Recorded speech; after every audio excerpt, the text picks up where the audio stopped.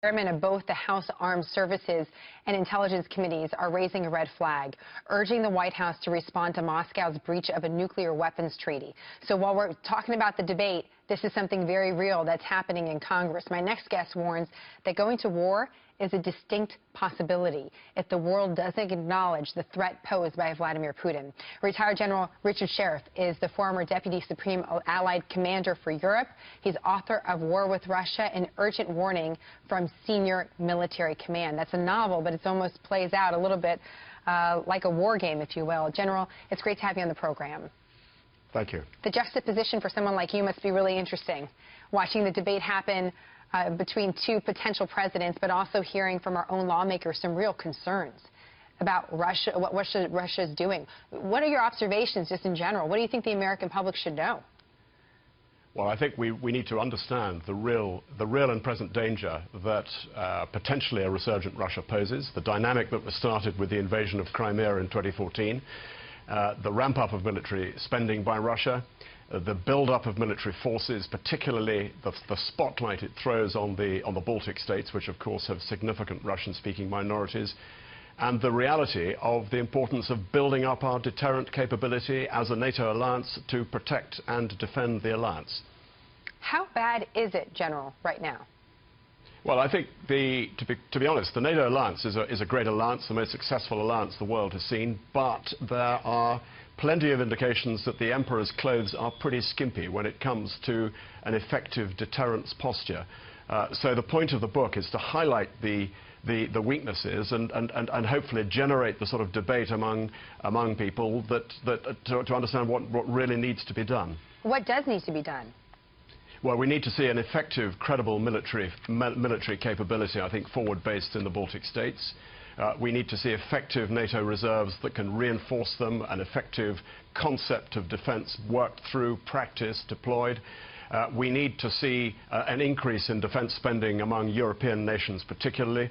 But underpinning everything is the paramount importance of American lead of NATO and that absolute certainty that if any NATO member is attacked, that America will honor the key foundation of NATO, Article 5, that an attack on one is an attack on all.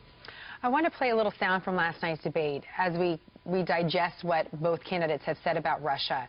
Chris Wallace asked a question about a no-fly zone in Syria and what would happen if Russia was violating that no-fly zone. Would the United States shoot down a Russian plane? Here's what Hillary Clinton had to say.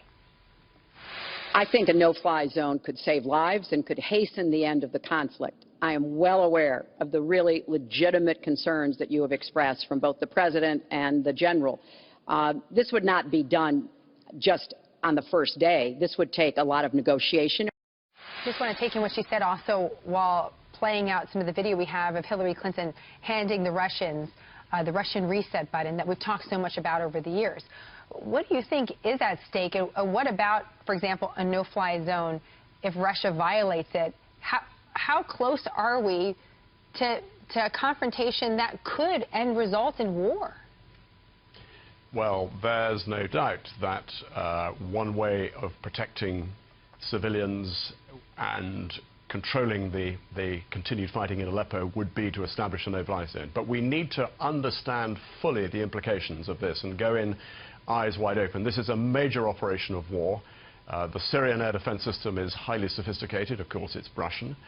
And any form of shoot-down of Syrian or Russian aircraft could be a major spark. So I think we need to really understand the potential consequences. And part of that is understanding that the Russians would look at this in a holistic strategic picture. Then, for them, there's no separation from what's going on in Europe, what's going on in the Middle East, and indeed perhaps what's going on in Asia.